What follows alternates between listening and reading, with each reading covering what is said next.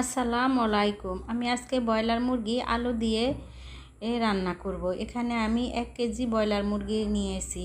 স্বাদমতো লবণ, হলুদ আর লেবুর রস দিয়ে মেখে আধা ঘন্টার জন্য রেখে দিব। আমি আধা ঘন্টা পরে ফিরে আসলাম। চুলাতে কড়াই বসিয়ে দিয়ে পরিমাণ মতো তেল দিয়ে তেল গরম করে তারপরে আমি একটু হালকা লাল লাল করে মুরগির গোশটা ভেজে নেব। আমার ব্রয়লার মুরগির গোশটা ভাজা হয়ে গেছে, এখন আমি উঠিয়ে নিলাম।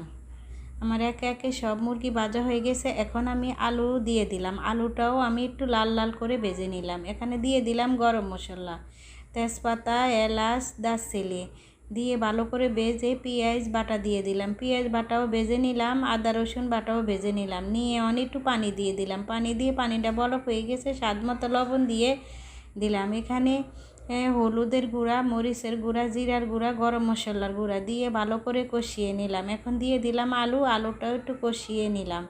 নিয়ে এখন দিয়ে দিলাম মুরগির গোশটা ভালো করে কষিয়ে নেব। আমার মুরগির গোশটা কষানো হয়ে গেছে। এখন আমি পরিমাণ মতো জল দিয়ে দিলাম। জলটা দিয়ে এখন আমি ভালো করে রান্না করে নেব। আমার রান্না হয়ে গেছে, দেখেন আমি পরিবেশন করলাম। আমার রান্নাটা কেমন হইলো কমেন্টে জানাবেন। আল্লাহ হাফেজ।